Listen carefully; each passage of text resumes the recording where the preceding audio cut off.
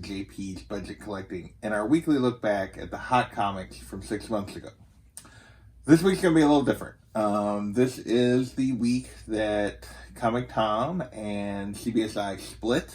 CBSI started doing their own video of their top 10 comics, and Comic Tom joined with Key Collector to do a video of 10 of his top 20 comics. So we now have potentially 20 different hot comics from those two top 10 lists out there. So given that this was happening, I decided to do a little tweak to my format, try something a little different. This week, between the two lists, we actually had 19 different comics that were on the two lists. And we're going to try to go through all of them. I will not promise that I will manage to do that going forward. 19 is a ton. Most weeks they don't quite have that many. They have a little more overlap than that, but not always. Takes a lot more time to do this, but we won't worry about that. But I'm going to try a little different format since I'm not going through a top 10 list. Let me know what you think of approaching it this way. I think it actually might be a little more informative to kind of go through the books like I'm going to do it. So without further ado, let's get into this list because I got 19 books. So how we're going to do this is we're looking at the books for both lists from August 9th, 2019, and I'm recording this on February, what is today? The 6th of February, 2020. And so, basically, I broke them into categories of why they hit the list. First up is we have two books that were on the list because of auction news, and these were both on Tom's list, not on CBSI. The first is Long Lost, #1, and this is on the list because Amazon optioned it, and it jumped to a $15 book. It's now a cover price book. Occasionally 8 or 10, but generally cover price plus shipping is what you're basically paying for this book now. So this one, like general with auction news, has fallen back off. The other book is Huck #1. This has to do with Netflix optioning this one. This one's been on the list a couple different times. It kind of jumps up, it falls back, it jumps up, it falls back. At this point, it was going for 15 also back then, and now it's going for cover price again. So those were our two option news books from this week. Didn't really do a whole lot. And they were both on Tom's list. Next, we had a bunch of kind of hot indie books that were new and had some buzz that were coming out, and there was actually like 4 of them between the two lists. First up is Coffin Bound #1, and this is the oversized ash can, limited to 400. The regular and the variant were also regular cover, and the variant were also kind of trending as being selling a lot. This is on CBSI's list. Back then, this ash can was going for $100. Now it's going for $15 to $25, which is a significant drop off. A 9.8 recently, the only 9.8 I can find, went for $90. The regular cover and the variant are basically going for cover price or less at this point. So this hot indie of the moment didn't really amount to much. They're still asking a little more. They're still asking like $15 for this thing, but it's just not bringing that. Next is Once and Future #1, the Diamond Retailer variant. There's a little limited info on this one because there's not a lot of them out there, like for sale and that kind of stuff. Back then, it jumped from $25 to $70. Actually 70 plus.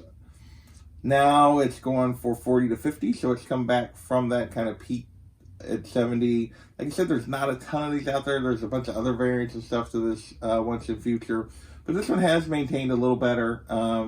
It is a story that people tend to like. It did kind of catch on, whereas Coffin Bound, honestly, I'd never heard of since. Asking price is right in that $40 to $50 range, and there are no slabs that I've seen of this particular cover of Once and Future #1. Our third kind of hot indie was made both lists. This is our one overlap book, and this was Dark Age #1. the Eli 1 in 10 variant. It's the same cover. There's a version of this as well that was kind of like a pre-release. And back then, this book was going for $30 week of release. There's only been one sale in January, and that was for $15. In December, there were 3 sales that ranged from $8 to $20. Basically, asking price on this one is $15. No slabs. This is another one. Not many sales. It really, Dark Age really hasn't amounted to a whole lot. I think it has a little more buzz still than Coffin Bound, but it's really not done a whole lot. Finally, our last of our 4 hot indies was just on the CBSI list, and that is Dead End Kids, #1. And back then, it was a $20+ book week of release, and now it's a cover price to $10 book. So 2 of these hot indies, well, really 3 of them really haven't amounted to much. Once in Future is still doing pretty well, though not what it was doing back then. So with that, let's move on to the hot covers for this week. We only had 2 of those. And the first one is Absolute Carnage #1, the Premier variant. This is a 2 per store variant that actually, based on the order numbers, CBSI was speculating might be around a 1 in 100 ratio, just on the numbers of them that are out there. Week of release, back then it was going for $40 to $50. Now it's going for $10 to $20. In 9.8, basically back in November, there were 3 sales in November for $95, $75, and $37 in that order. December 1 went for $120. No 9.8 sales since, and that's because everybody's asking $120 or more for a 9.8. Asking price on Raws are $30+, so there hasn't been a lot of those sales either, but when they do go, it's like I said, it's been going more in that $10 to $20 range.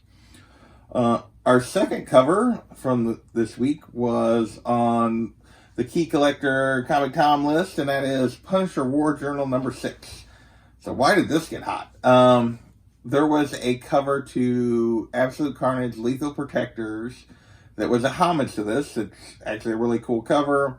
So people were basically reminded that this cover existed, so a whole bunch of people went and tried to buy it. Sales kind of spiked on it, and it jumped up to basically a $15 to $20 book. Now it's a $1 to $5 book. It's a cool Jim Lee cover, but doing Wolverine and that kind of stuff. But it's really nothing about this book that's key. I mean, technically, I think it's the first fight between Wolverine and Punisher, but those kind of things don't usually hold a whole lot of value, and it's a 90s book, and yeah, it's dropped off to nothing. So, we went through our option news, we went through hot indies, we went through hot covers. Next up is just comic news, which is kind of rare. We actually get books that make the list because of things that are going on in the comic books right now. And the first of those is X-Men #96, the first Moira McTaggart. And this was on Comic Tom's list, and of course this has everything to do with House of X, Powers of X, and the discovery that she's actually a mutant, and all that storyline that was going on back then. Back then, a 9.6 hit a record of 350, and now this book is still going strong. It really was probably a little bit undervalued from those 90s early Claremont X-Men books. Now Raws are basically going for 40 to 100 plus, depending on the condition. 9.6s are going for around 400. Our most recent 9.6 went for around 400. 9.2s could be had for around 200. 8.5s around 100. So that's kind of where the book is sitting right now. So this book is basically jumped up with the revelation of Moria, and it's kind of with all the wrap up of those stories and the current ongoing series. Moria stayed hot. This book has stayed basically where it was at back in the summer when it hit the list. Our second kind of comic news is Guardians of the Galaxy #23, and this is the origin of Kintar, the planet where the symbiotes come from. This had everything to do with Absolute Carnage hitting the stand and people like going crazy for that series and everything else. And back then, this book jumped all the way up to a $25 book, and now it's a $2 to $10 book. Again, some of these things like Origins can do well, but like they tend to have to be really good characters. Origins of a planet, it has to do with. Yeah, this one just never made a whole lot of sense to me why it would jump up in value, but it did. So that was another book, another comic news kind of book on our list. Next is if I was doing my look ahead, a straight cash homie book for sure, and that is Teenage Mutant Ninja Turtles #1, the first print. Hit the list because it was on Tom's list it was on the CBSI list, excuse me, because it sold for a 9.8 sold for a record of $90,000, which is a huge number for this book. Obviously, it's a record. Since then, there's only been one 9.8 sale since, and that was for 52.8, so significantly less than that 90,000. That 90,000 was kind of out of range for what, like out of the typical range what this book's been going for, but somebody was willing to pay it. Some other just recent sales now that 9.8 sale was clear back in November. Some recent sales here in January. 5.0 of this book is most recently went for 38. 8.0 went for 74, and a 9.0 went for 8,100. So yeah, a lot of value here. These are beloved characters. This is a beloved book. It's a low print run book, hard to find this first print. So yeah, this is just a book with a ton of value and upside. Next, we're moving away from comic news and into DC movie news, sort of. So most of our books that we get movie news tends to be MCU stuff and Spec, but this is actually a DC related one. And this is Mr. Miracle #5, which is the first Wunderbar and the second Big Barda. But this made the list simply because Tom King posted a picture that everybody knows he's working on a script for a New Gods movie. And basically he posted a picture saying, doing a little reading for reference material. And people went nuts. Back then, it jumped from basic dollar bins to a $15 to $20 book. And it's still a weird book. Literally, recent sales have been for as low as $1 plus shipping to $70. And there's not that much difference in the grade on some of these. Like typically, high grades are going for $10 to $20. I don't know why someone paid $70, but there's been other sales of like $40 mixed in there too. It's very strange. There's a bunch of books out there it can be had for $10 to $20 in a high grade. Yet but there's also listings for really high. People wanting big money for it, and people have paid it every so often. This is really hard to understand what's going on with this book. And really, I just not sure what. I guess second Big Barda would be, should have some value, but I'm not sure exactly what's going on with this book, why people are continuing to pay. Sometimes doesn't make a lot of sense to me, but that's what's going on with it. So, all right, we're moving along here, trying to keep this still relatively short. 2 more categories to go. One is the MCU Spec, which has a bunch of books in it. But next, we have what I'm calling the Stupidity category. And that is Avengers Unplugged #5. And this is the first Monica Rambeau as Photon. But best I can tell, there were no real rumors about Photon coming to the MCU or anything like that, or her taking on Monica coming back in like Captain Marvel as Photon or anything like that. But what happened, it hit the list and hit the CBSI list because someone paid $300 for 9.8 of this book. Prior to that, back in March of last year, there were a couple of sales of 9.8 for $40 and $50. There's been no sales since. Raws of this book can be had for $5 to $10 in high grade. Asking price is like $10 plus. There's not a lot of these slab to begin with. There's not many of them on the census, so there's not like there's a lot of 9.8s out there. There's currently a 9.6 is the only slab copy even listed, and it's listed for $200.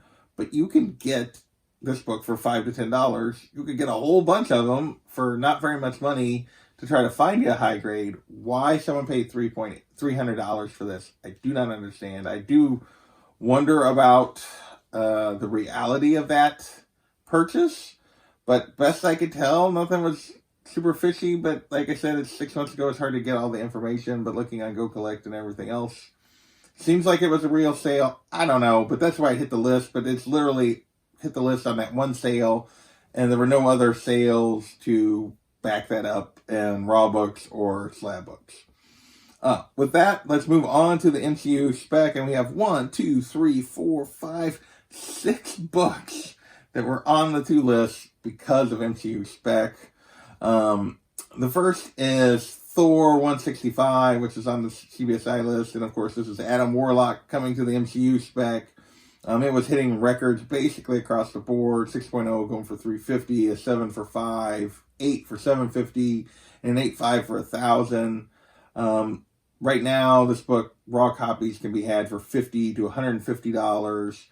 That 5.5 to 6.5 range are all running for around 200-ish. 8.0s are going for 500, so that's about where 7.0 was back then. So it's come down a little bit from kind of the spec in the summer, but still going for good value. 8.5 is sitting at around $725. A recent sale went for asking price 6.0 $285, 7.5 $450, 8 $630. So considerably higher than what it's actually been selling for recently. But that is Thor 165. Solid book, solid character. We have Thor God of Thunder number 2 as our second book on this list, or the second book on the MCU Spec. And then this is rumors of Gore. This is the first appearance of Gore, the God Butcher, and this is rumors of him maybe playing a role in the Thor Love and Thunder, because he does play an important role in how Thor loses the ability to pick up Mjolnir, which allows Jane to pick it up and become Thor. So that's kind of where the spec is going. We're a long way from that movie, so who knows if Gore is actually in it or not. Back then, it jumped up to a $30 to $40 book.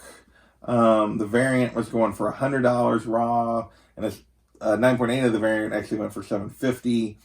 Now it's basically still a $30 to $50 book raw, so it's actually a little higher even, or on the high end of what it was going for back in the summer. 9.8s are going for $120 to $150 of the main cover. The variant has come down significantly. It's going for basically the high end of the regular covers, so around 50-ish raw. But 9.8s of it are still going for about $450. So a little bit of a disconnect there. Asking prices, like I said, are around $50 for the regular, around $100 for the, there's only one raw of the variant listed right now, and it's for $200, which is the same as the 9.8 listing for the regular, and $475 for 9.8 of the variant. So Gore seems to still be going strong. So these are, so far, 2 of the MCU Spec books are still kind of going strong or staying pretty close to where they were back in the summer. Our third MCU Spec book is Eternals number 3. This is because it was made official that Gemma Chan was playing Cersei in the Eternals movie. So this is Cersei's first appearance. 9.8 back then, hit a record of, or we're going for $700. This one has cooled significantly. We're kind of in the lull between casting announcements and that kind of stuff and a trailer. We're still a little ways away from the movie. 9.8s are down to about $325, so about half what they were back in the summer. A raw, this book can be had for $10 to $40, and that's right where the asking prices are. Here comes the cat. We almost got through 19 books before the cat joined us, but not quite. And she's not going to stay. 9.4s are asking around they're asking around 100. 9.6s around 600, and there were currently no 9.8s listed of this. But so right now like I said, we're in that lull between casting and San Diego Comic-Con and not to the first trailer yet. So if you're still looking to get some of these Eternals books and you don't want to wait till, well, after the movie comes and goes, now's probably the time to kind of look for them to see if you can find a deal.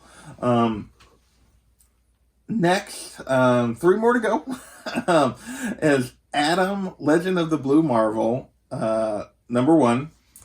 And this had to hit the list because there was casting rumors that Giancarlo Esposito was going to be Adam. This book is a weird book. Back then, it hit the list because it jumped back up to $150 for 9.8. So there were rumors that about the Blue Marvel back in 2018, the book kind of spiked, and then it crashed because there seemed to be no truth behind the rumors. It spiked again because of rumors. Again, doesn't seem to be any like actual firmness to the rumors other than just rumors for rumors' sake. There was a lot of announcements in this last year about new characters coming to Marvel. We know they got the X-Men back. We know they got the Fantastic Four back. Doesn't seem to be a lot of room for Blue Marvel at this stage, but this book has went through the roof. So there's been no actual news, but it has continued to climb. Raw books now, you're lucky if you can find one for $100. 9.8s are going for $500 plus. Asking prices are even more. They're asking $200 for Raws and $800 for 9.8s. This book is a super low print run. It's an interesting character, but it's a character that's not been used in the comics recently. It's not really telling stories with. Marvel showed no dedication to the character. There's been no substantiation to any of the rumors surrounding this character, and yet people are still going crazy for it. I would avoid this book like the plague and for now. I do not understand why people are paying these high prices for this. I get it's a short print run, but $500, $600, $700 for 9.8, $100 to $200 for Raw. That's a lot for this character, in my opinion. But I could be wrong. If he shows up, then maybe it'll support this. I can't see it supporting these kind of prices in the near, well, maybe in the near term, but not in the like midterm over the next 4 to 5 years, because I think you're probably looking at 4 to 5 years before anything would happen with this character at the minimum. But that's me. I've been wrong before. I'll be wrong again. And finally, last 2 books on our MCU Spec are both related to the same character, and they are related to Moon Knight. And the first is, of course, Werewolf by Night, number 32. And this is, what at the time was rumors. Since then, we've been confirmed that there will be a Moon Knight show at some point in the future. And it was hitting, just based on the rumors, it was hitting all-time highs. The 7.0 was going for 1,000. Right now, raw copies of this book go for $300 to way plus, depending on their condition. An 8.0 recently went for $14, 9.2s, $32.50. Now, it has come down a little bit. That 7.0 was going for 1,000 right now. 7.5s are going for around 1,000. 7.0s are more in that 800-ish range. So it has come down a little bit, but this book is taken off. Moon Knight's a really popular character. There's a lot of spec with this character. We know there's a show coming, so this book's still going pretty strong. But the result of how high this book has gotten is why the other book hit the list, and that was Moon Knight number 1. And this is the first solo series, or solo title for the character. Back then, like I said, this really was because Werewolf by Night 32 is out of reach for a lot of people. This book jumped up to $25 to $40.